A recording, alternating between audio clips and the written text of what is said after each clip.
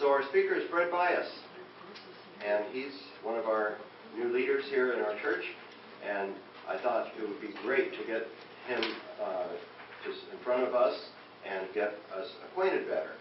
So I'm delighted to have a chance to find out more about his background. Fred was born in New York and grew up in El Paso, Texas. So right there, that tells you something.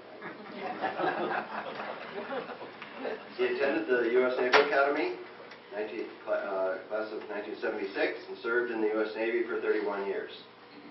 He has a Master of Engineering Management from GW University, and he did work with the Naval Postgraduate School, a lot of the other schools that are involved with the work in consulting and management in the military.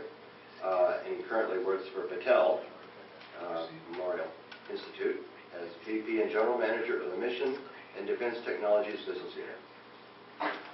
He's a lifelong Presbyterian. He's been a member of churches and chapels throughout his life, traveled around the world, I guess, a lot. And he has taught some Sunday school classes and worked with men's ministries and small groups and adult Sunday school classes. He went with his son on a mission trip to the highlands of Guatemala back in 2006. That must have been interesting. So he does a lot of activities in the NPC ministries. He helps organize the Pray, Eat, Love events and the great day of service, and he's a ruling elder on the Grow Council here at the church. He also has served on the Facilities Council and the Strategic Planning Team, so you may have some questions about that from him. So Fred, again, thank you so much for sharing with us, and we're looking forward to hearing an interesting talk on faith and reason, which is, of course, a perennial subject that we're tossing around here in the rest of the class, something to wrestle with. Thanks a lot. Thanks. I would first like to thank Paul for the invitation, and also to thank Paul for year after year, session after session, pulling together the agendas for wrestlers. It is something that Kathy and I have attended off and on in our years here at National Presbyterian, and I think it serves a valuable purpose, and that purpose will be magnified when you and I are able to see more people the age of David Moore than our age, and perhaps even younger, coming down here. And so when Paul asked me to talk, he said, basically, what do you want to talk about? So I'm a submariner. And what I learned in submarines was that you react first and think about it later. And that's not necessarily what everybody would think of a submariner, but you react, put things in a stable condition, and then you think about it to where you can move forward with wisdom. So when Paul asked me that question, what do I want to talk about? I reacted, reason and faith. Because that's something that's been kind of on my mind my entire adult life, is how to bridge what sometimes can seem to be a wide gap between what is commonly held as being reason and what is commonly being held as faith. So who am I? As Paul pointed out, I was Naval Academy class of 76. I was a marine engineer major. And so we can maybe turn off some lights. Marine engineer major was a great way to get those adjunct nuclear engineering courses, because I knew from very quickly, from a very early time in my naval career, that I wanted to be in the nuclear power program. And so marine engineering at the Naval Academy was a perfect way to do that. As Paul has pointed out, I was a submariner. As I pointed out, I was a submariner. I had the opportunity to have command of USS Tautog in Pearl Harbor, Hawaii. I then followed up that with command of Submarine Squadron 7, Fast Attack Squadron in Pearl Harbor, Hawaii. I then went from there to be the Pacific Fleet Operations Officer, doing some interesting things, having some interesting rustle-ups with our peer competitor in the Western Pacific. And then we had 9/11 occur, and that took my attention for a bit of time, probably the rest of the time that I was Pacific Fleet. I went from there out to be the Chief of Staff of the 7th Fleet, working kind of on the front line of our response to the Western Pacific, or response in the Western Pacific. Had an opportunity after I made flag to go over and be Commander Naval Forces Korea, and got there literally within weeks of the previous attack by the North Koreans on a Republic of Korea Navy patrol craft, and had an interesting time there in the state of armistice that is in place in Korea. We were there right at the 50th anniversary of the armistice, and Kim Jong-il was still in power. So it was interesting for us to sit there and do that. I took Kathy and 2 of our kids with us. The other 2 were already in college or off on their own. Came back to Washington, finished up my Navy career as Oceanographer in the Navy, which was, wow, eye-opening. Got me really deep into the Navy's science and technology community in ways I hadn't been before. Went to work for Battelle in 2007, had been there for 9.5 years. Started in marketing, but they asked me to come over and get into general management. And now I have the Mission and Defense Technologies portfolio. I like to say that we work from the seafloor to space, and we do. And we do that primarily as contract research. For the federal government, primarily, Department of Defense, largely, Department of Homeland Security. But I feel like we have an opportunity to be on the cutting edge in Battelle of technology as it develops. So things like robotics, artificial or augmented reality, virtual reality, are things that I have the great fortune to work with every day.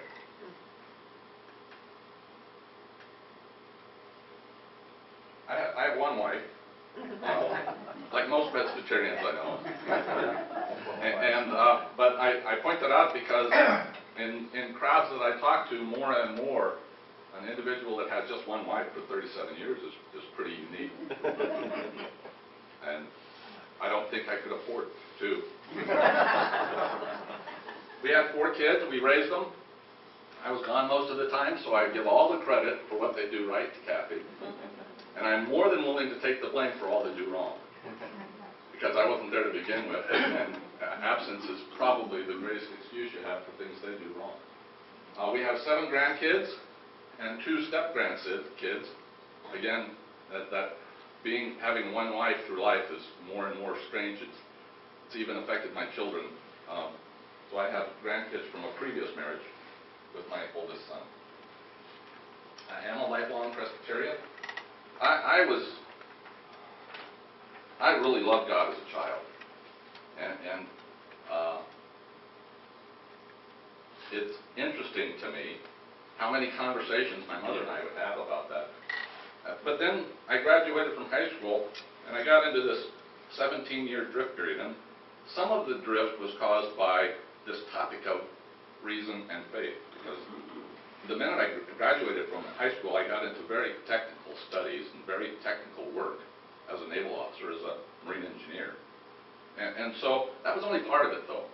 You know, the other parts of reasons why people have drifts from God is simply because of life. They make mistakes. They try to justify themselves. They do all of the things that I have done. And fortunately, by the time I was 35, I was ready to stop drifting and come back to that childlike faith that I had before I was 18. So I feel like I've been a 27-year disciple, learning. The minute I came back to the church, Kathy and I were married by then, I found it necessary to really start understanding the catechisms that I had memorized before. And it's interesting to me. I don't specifically remember memorizing the catechisms, but as we've gone through in various training courses, the Westminster Shorter Catechism and the Longer Catechism, it is not unusual to find that I'm able to say the answer just when I hear the question. So I must have memorized them somewhere along the line. I've been an elder since 2013 here at the church. Until last week, I was chair of the Facilities Council and have been asked to go over and serve on the Grow Council with Quinn Fox and Nancy Peterson and others who I've known for the full time that I've been here at National. And I think of myself now as being an aspiring apostle. You know, I think it's great to be a disciple, and I think we have to be disciples for our entire life. But at some point, I said to myself, it's time for me to go out and take the good news just beyond myself. And so, an aspiring apostle. So, I said on the first slide that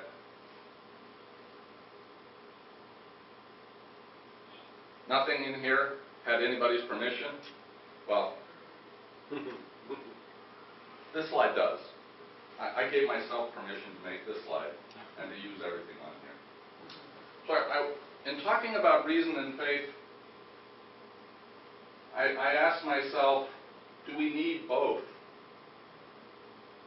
Do we need both reason and faith in our lives? And the simple answer is, going back to the Shorter Catechism, no. All we need is faith. We're saved by faith. We're justified by faith. We're sanctified by faith in Jesus Christ. And so, do we need reason and faith? No. But I think there's reasons to concern ourselves with them.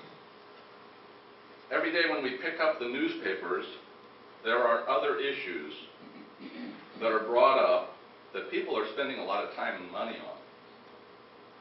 And I think that Christians need to be engaged in those conversations.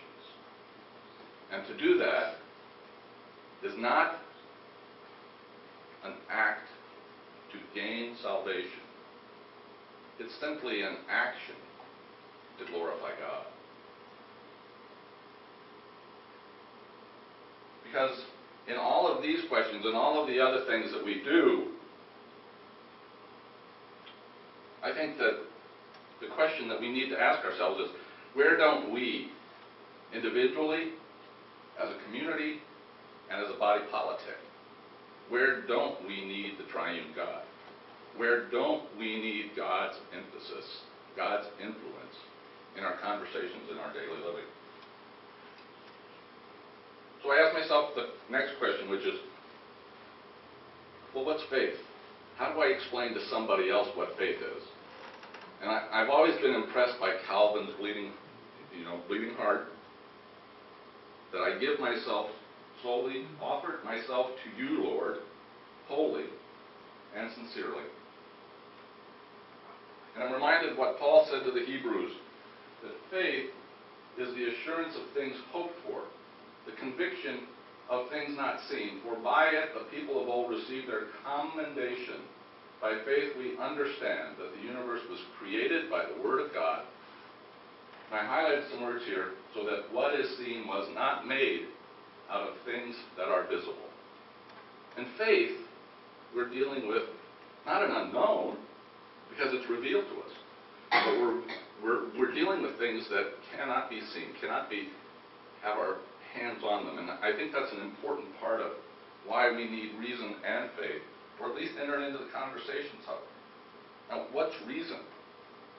In my mind, reason has got, I'm a quad chart person, right? So, reason's got 4 quadrants to it: science and mathematics, engineering and design, philosophy and theology, arts and humanities. And if I look in Webster's, reason is the capacity for consciously making sense of things, applying logic, establishing and verifying facts. And the reason I highlighted it is because I think sometimes people of faith feel guilty entering into conversations where they may have to change or justify their practices, institutions, and belief based on new information. So I think this gets to a crux of the competition between reason and faith, is when people see reason as a driver to force people of faith to justify or change their beliefs. And I certainly have felt,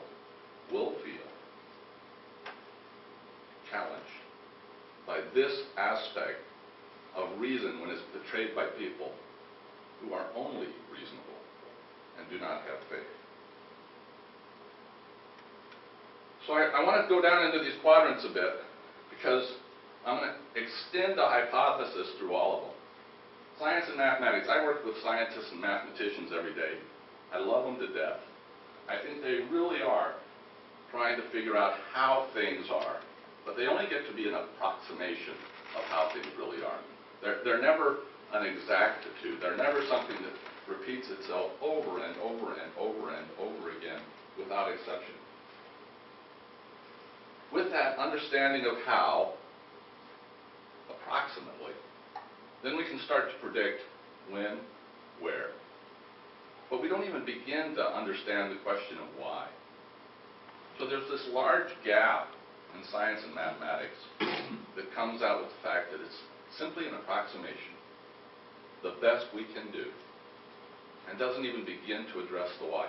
You know, Dr. David Seagriston, his presentation to us here is a wonderful effort at finding the whys behind the hows and the predicted whens and wheres. Engineering design helps us to understand better what, but it's compromised. It's compromised by the fact that it's based on science that is inexact, incomplete, only an approximation. And like science, it doesn't tell us why. It tells us what and how. So on its own, engineering and design are not sufficient. Science and mathematics are not sufficient. Engineering and design is not sufficient. Arts and humanities. In their broadest context, arts and humanities attempt to tell us why.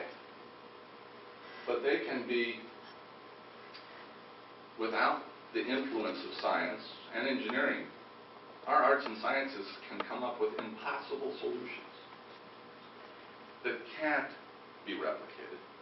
They are solutions that aren't right because unless you layer in the science and the engineering behind them, arts and humanities on their own are incomplete.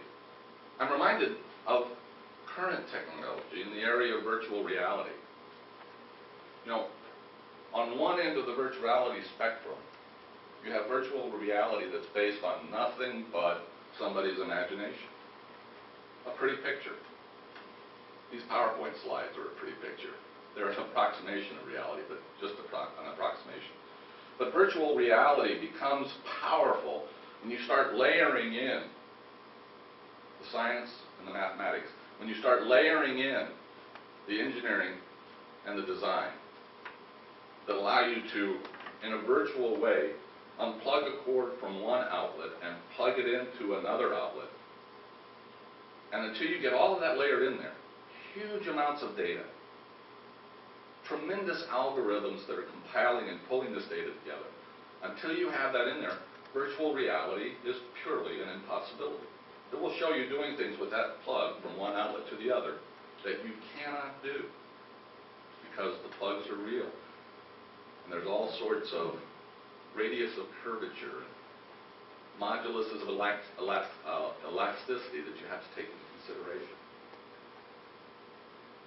Philosophy and theology, I think we really need to have these. I think that every good engineer I've known, every good scientist I've known is steeped in the area of philosophy. And that for so much of our history, our philosophy was carried forward by theologians. I think it's imperative that we ask ourselves the question that when you go to Paris and get to the place called Oceanographer where Calvin lived, you can look down, get out of this place, turn right, and you can see the Sorbonne. And the great guy at that time was Aristotle. So the real problem for the first century people was this idolatry of Aristotle. Right. It dominated everything. Would come to Paris and other places like Prague through an Arabic lens. And the Muslims fooled around with him, and they had trouble with him, and they put him on a shelf. Then comes Abelard, gets into dialectic. And we are still living through these issues. Oh, sir, I agree with you 100%. We're still reliving the whole Enlightenment conundrum. Right. And I think that my hypothesis is that people have faith, have been forced out of the conversation. And thank you very much. So I look at these, and I put this picture up here of a pile of nets. 1, 2, 3, 4, 5. There may be a dozen nets in there. And the reason I do that is because I kept on thinking about these 4 quadrants: science and mathematics, engineering and design, humanities and the arts, philosophy and theology.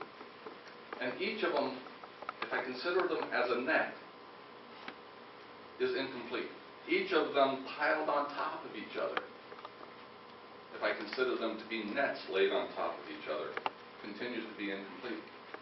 And I was talking to Dr. Segrist about this, and I think it's because if we allow these conversations to take place without God, who created all of the facts, all of the nets that we assume to be in place, all of our layers of reason, we cannot get a full picture. When we bring God back into the conversations on reason, we have the full picture, at least in our hearts.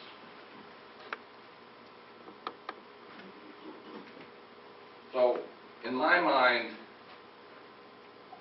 I was very lucky to grow up in El Paso, Texas, in a Presbyterian Church in El Paso, Texas. Most people would say, well, that's a far West Texas town. Marty Robbins did.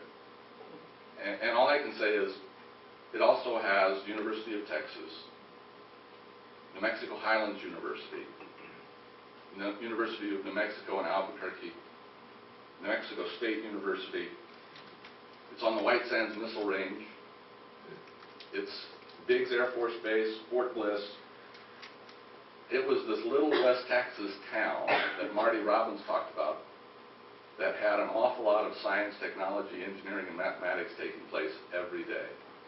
And at the time, I think, I was unaware of how much these scientists, these mathematicians, these engineers, these technicians were faithful. And today, as much, we need science and mathematicians of faith. We need engineers and designers of faith. We need artists and humanitarians of faith.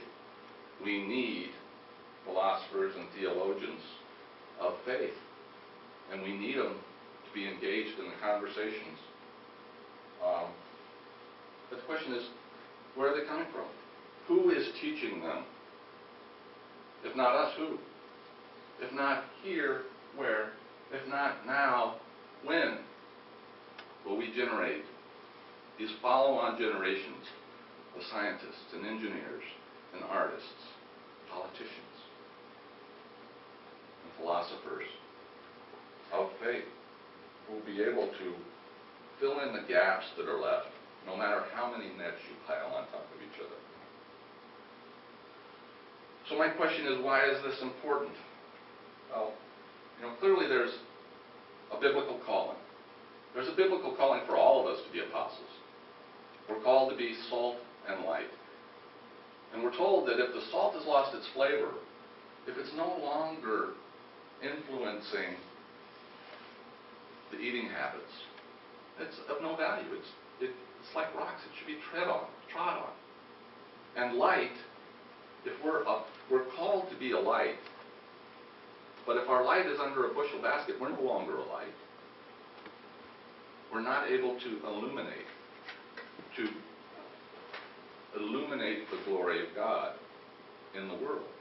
And in the conversations that take place in these areas of reason that I postulate are the areas of reason, then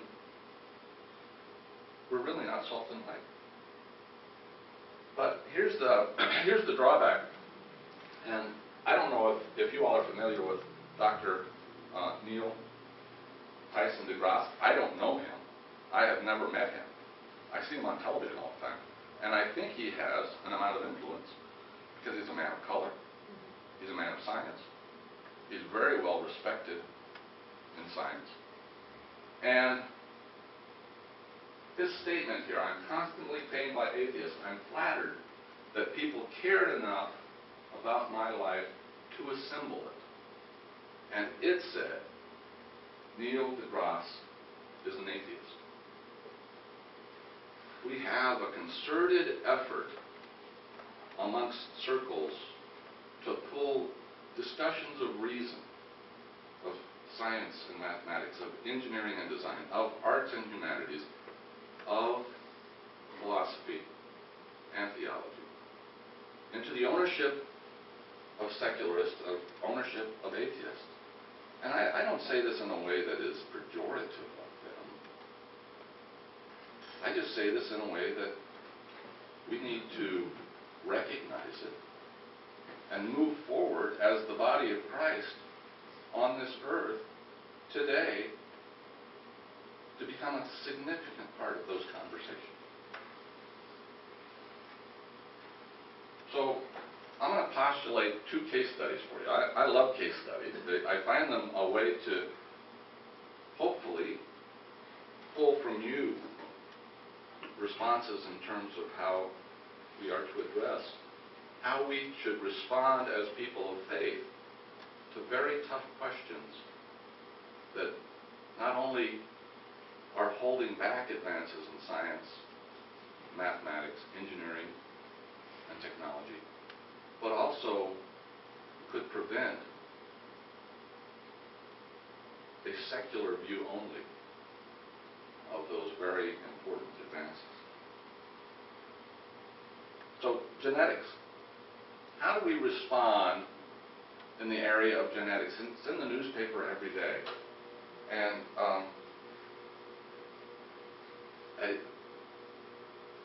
I found this one fascinating. I read it in the paper, and a doctor, University of Pennsylvania, genetically developing from plants a therapy to prevent the complications of hemophilia. In my mind, not a lot of people suffer from hemophilia, but for those who do, it's a devastating, life-altering, life-shaping, life-changing debility. So how would we as people of faith respond to a geneticist working in this regard? And that's a question. I don't have an answer. Would someone like to offer an opinion? Howard? I would say the number one thing today that you haven't brought up, and this has been a marvelous introduction to it, I've got good Presbyterian friends. The kids don't want to go to church. That's the big issue. Yeah. And how has that happened? My answer is there's just so much junk in the air, kids get confused. I get confused. The President of the United States is confused. I think that's the biggest issue for the church right now, because there's not clarity, because there's just so much junk in the media, and 24 hours a day of stuff that's just not worth listening to. And I think Presbyterians are the people who come from nowhere and become the leaders of the society because they were clear. They may not have had enough food. They may not have known the place to lay their head for a century or two. But we were clear on what was important. I mean, I think we've lost that clarity, which is the great problem of the church today. I agree with you. David? I think on this one, I go back to like what David Seacrest said, I think one point was, I'm amazed that we are made in the image of God and that we have enough of the knowledge of things like how those things work, even genetics, a little bit, can ascertain some of that view, can help people with this type of, it's a good thing, I believe, that we can, there's things that we can do that alter, I think, genetics and create lots of issues with, gene lines and such, but I'm thankful that, that God entrusts some small portion of His knowledge to us. I would say something like, who knows what these researchers have done? Did one of them, on the verge of a discovery, sit down and pray for God to present something in his research that made him notice it, to further the research and to begin developing it? Yes, ma'am.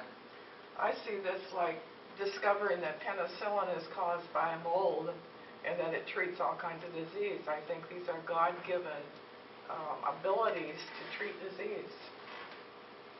And I agree with all of you on that. I believe that when I see this, I see the radiance of God's glory shining through people who may not even know God. But let's go another step and talk about the same geneticist, not necessarily the same geneticist, working in an area that David brought up. How will we, as people of faith, deal with embryos generated with both human and animal DNA? Now, in this particular case, so you know, the embryo was created, was viable, and destroyed. And how would we feel about that? I'm not going to ask for any answers on that. I think it's the things that, as Howard brought up, unless people of faith are able to discuss this with our children and our grandchildren in a way that comes back to our faith, I think we will potentially continue to see the exodus from the church, because it leaves us just with a pile of nets that aren't complete. So the second one, drones. These are in the news every day. I work with these every day.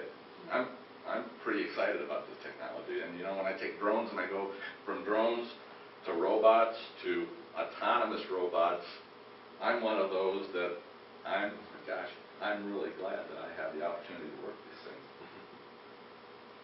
This is, to me, one of the most exciting things that's going on, is the collaboration of robots with a level of autonomy, a level of artificial intelligence that will allow them to do bigger things than one individual drone could do. This is reality. This is going to happen. And these networks, these constellations of drones are on our horizon. How do we respond with that faithfully? Nate? You're putting me on the spot? I'm sorry. You're one of the smartest people I know.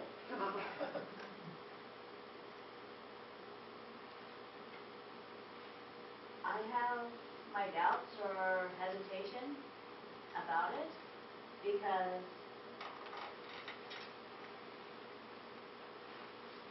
you're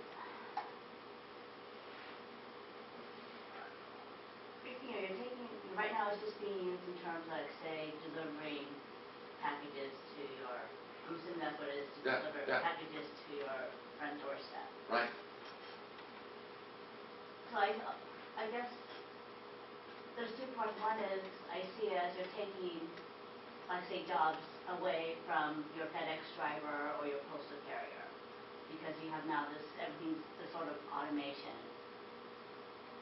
And then the other part also is, okay, yes, it becomes more convenient for people because they get their goods or materials more quickly.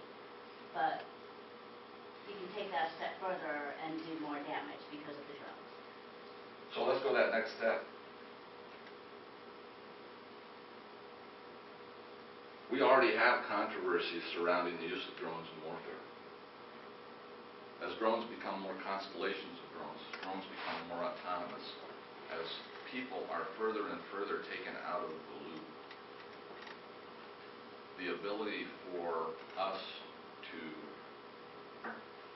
involve ourselves in combat in ways that seems almost antiseptic because people aren't engaged in it, I think becomes an issue where this technology, in this area of technology, has real why, how, when, where, what implications. And we need to be engaged in those conversations as people of faith.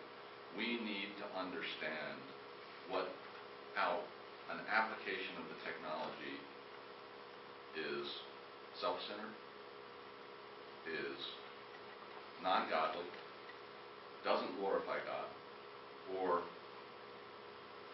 actually helps to further Satan's mission. on earth to diminish God. It looks like you want to say Moving on, something. a very intriguing thing, where this drone stuff starts is Israel. Right? They are the geniuses who are used by God throughout time and history as the leaders in every situation. We've learned so much from them. And that's where the thing starts. And of course, some of the most exciting television and movie stuff you now see are Jews in Hollywood writing entire scenarios of a very dark future.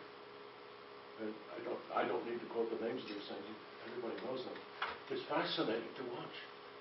But what we don't have is, I think, a very clarified Christian response to what does this really mean. I would agree with you on that part. And I think that's one of the things that conversations like this can help us to distill, is that faithful response. Nancy? So Fred, what I hear that's interesting that you talk about this, like from the beginning it was sort of how does faith become part of this four matrix response, where you said at the end it should be a part of science and mathematics and part of engineering.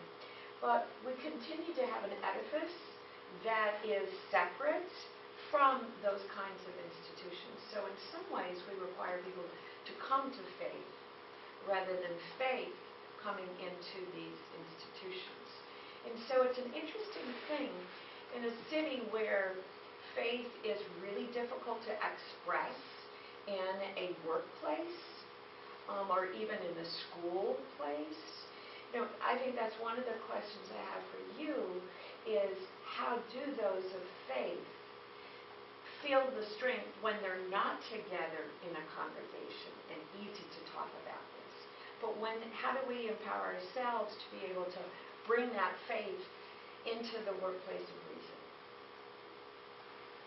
That is a question I hope would come up today, because I think it's a part of where fellowship amongst Christians can help us to steel each other to that challenge. In my own life, and I can only speak for my own life today in Battelle, I don't think anybody who works for me doesn't know I'm a Christian.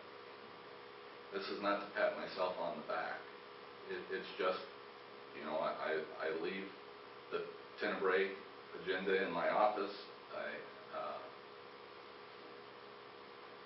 And I like to say, you know, as a Christian, this is what I think of that. But I'm in a very liberal-minded company, and I don't know if that would work in other companies. Does anybody else have any? There's one more thing that I've brushed up again.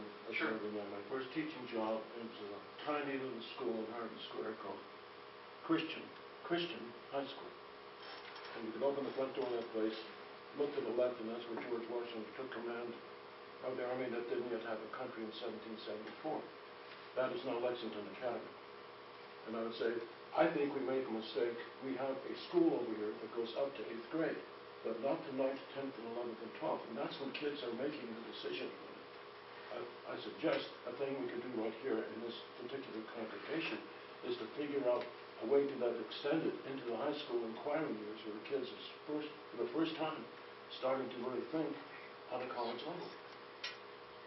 You know, I agree with you. It is in those years, and even with strong theological conversations in those years, they're still going to drift. And they don't want to go to church. And what do you do with that? Do you sit them down? I think that's the way it has to be done. Or maybe they come back with the parents themselves. But there's a big gap there for any concerned Christian or really concerned Presbyterian, because we were the leaders on the educational side of this. And it's a very interesting question, and I'd love to have more answers from people in terms of how they've done it. But sort of going back to the workplace, you know, I also, you know, work in a very liberal environment, but, you know, most of my immediate colleagues on different projects that I work on do know that I'm a Christian, I go to church. And for me, it's like sort of subtle things that I do, because I have the flexibility of, like, say, working from home or being able to adjust my schedule for whatever reason. So, like, now, with Ash Wednesday coming up, and then the Wednesday evening Vesper services, what I'm going to do when I go into work this week is send to everybody that I work for, in terms of, the project directors, people that I report to, saying, I need to adjust my work schedule Wednesday evening, starting from Ash Wednesday through, till Holy Week, saying, because I'm overseeing setup for communion services for the Wednesday evening services. For me, that's sort of my way of, I guess, letting people know that faith or church is very important to me. So it's not, that's, for me, that's my way of showing people. Thank you, May. Jane? Hey, let's go back to your hemophilia scientist there. Having almost died 3 times from bleeding to death. I went to the City of Hope in 1968 in Los Angeles, and their whole big, as a guest, and their whole big thing was genetics in 68. And, in my mind, I'm thinking, okay, blue-eyed parent as a brown-eyed baby and all of that sort of thing in the studies that I had inside. And so my unknown, my ignorance, is the same thing that faith is today for others. They can see your faith, but they don't know how to put it on themselves. And it takes years of study and prayer and everything. Right now I'm reading through the Bible, and I've gotten to Moses right before they're going into the thing. And your whole thing about what is created by God without God, you can see that whole thing when they're in their 40 years there. Because they would, be going along, and then all of a sudden God would appear to them like that. And then they would get back on the right track.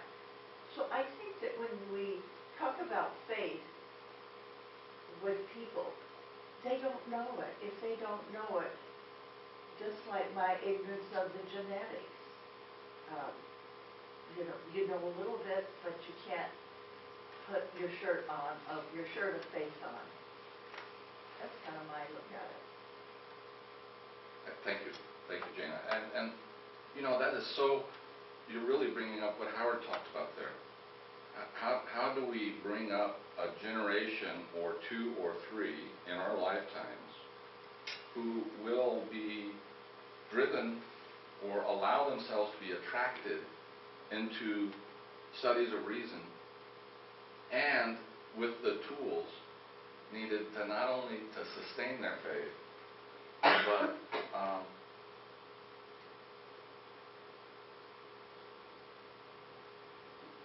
to pull it together into one life, and in doing so, to glorify God. Howard? Abelard had this saying, credo ut intelligam. I believe in order to know. And what they're dealing with is Aristotle come crashing in from the Arab world. Aristotle doesn't believe in history having a time and a beginning. He believes that matter is eternal. That's a very, very deep challenge to Muslims before it became a deep challenge for the 12th century people in Paris and Rome. And we got to get back to, I believe in order to know. So you've got the curiosity. People have come to know God because they were scientists. This is very much 17th century. Paul talks about a lot. I think that's the way back. I agree, and I'll use that as my summation in closing. I just want to point out here that in my life, I have found that if what I do glorifies God, it is right. If what I do, because I can only reflect the glory of God. God is the creator. God is glorious on his own. He doesn't need me to bring him glory, to make him glorious. He is glorious. If what I do diminishes that glory or erases that glory or negates that glory, then what I have done is wrong. And I think it's a reasonable test as we look at these challenges of reason to stay immersed in the conversation. Can I say something? I think I grew up thinking about 90% of the stuff I did on my own, I was wasting time, being idolatrous, crazy things like working on old cars. Then I realized God is in the middle of this. As the grease is pounding down into my eyes and I'm lying on the ground in a 40-year-old car. God is in the middle of that. And he uses that because it means I can help people. Fix the cars and get home, or give a lift to somebody and get home. Howard is well ahead of me. But I'm just going to close quoting Thomas Aquinas. I don't know if this is a prayer or just a quote. But he says, Creator of all things, true source of light and wisdom, origin of all being, graciously let a ray of your light penetrate the darkness of my understanding. Take from me the double darkness in which I have been born, an obscurity of sin and ignorance.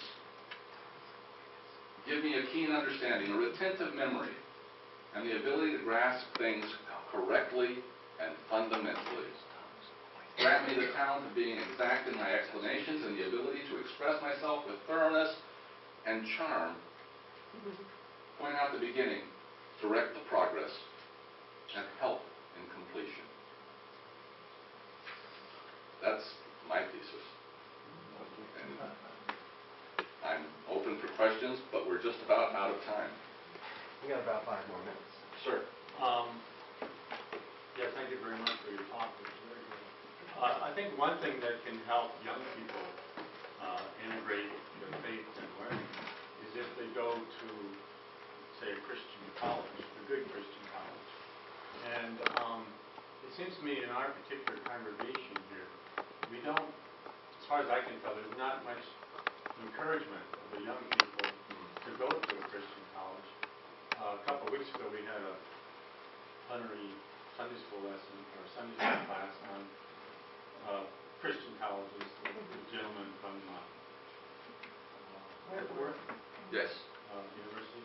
So I thought that was interesting, but it seems like, in general, I mean, like when we had those young people have their worship service in May, they leave the service, and you hear about where different students are going off to college. It seems like not many of them are going to Christian colleges, and it seems to me that's something that we as a congregation should be encouraging more. Because I think there, in a Christian environment, you do have much more opportunity to really think through your faith and integrate it with your learning and do it in a Christian community, which I think is very important. Sir, thank you very much. Yes, ma'am. Herm and I both went to Calvin College, and it happens to be the motto, my heart I offer to you, Lord, promptly and sincerely. That's Calvin College. You're exactly right. That's where I got it from. Did you really? Yes, I did. And to go back to Herm's comment here, you know, I'm not certain we do enough of telling kids why they need to go to college as Christians, or telling them as Christians why they need to go to college. Because I think that there may be Christian colleges who cover the gamut of their interests and their talents, and there may not be. But what we, in my mind, have not been diligent at is talking to them about why it's important, or why it's important to Christians for them to go to college. And I just offer you that, not as a retort, but as an extension of the thought, and that what we're called to do is to have reasonable people of faith engaged in reasoned conversations, and to glorify God. David? I used to have a pastor in our church say that we're all kind of parachuted in behind enemy lines. And I think that's the case when you go to maybe even a secular college, if you have a student who's Christian, you're kind of parachuting into that environment as a Christian. You can maintain that, right? It's helpful to those around you to be a Christian in those environments as well. So in our workplace and where we are as Christians, we can help influence those around us by virtue of being Christians in that place. Ironically, it's worse at places that started out as Christian institutions like Harvard and Yale. And I think I'm a card-carrying deacon. You don't stop being a deacon like you don't stop being a Marine. You know, I think what we should do, and I do this, I go around after the service looking for young kids wandering in who come through the door to look at get the windows and see the worship. You know, and say, well, where are you going to school? What are your issues? And of course, that's across the street too. I think we should have a group of people who have that as a mission. If anybody wants to join me in that, meet me after the meeting. Thanks, Howard. That's all I've got, Paul. Okay, You Fred. wanna close us in prayer? That's great. Thank you so much for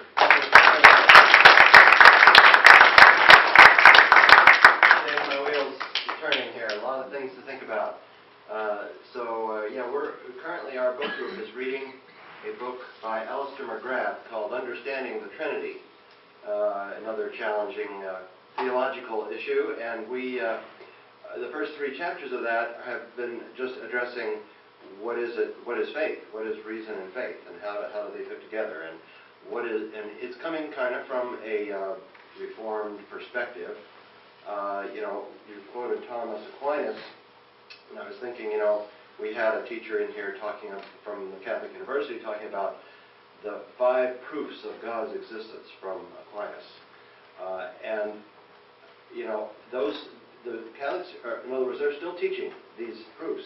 Now, these proofs have been around a long time, and they've gone through a lot of refutations and a lot of arguments.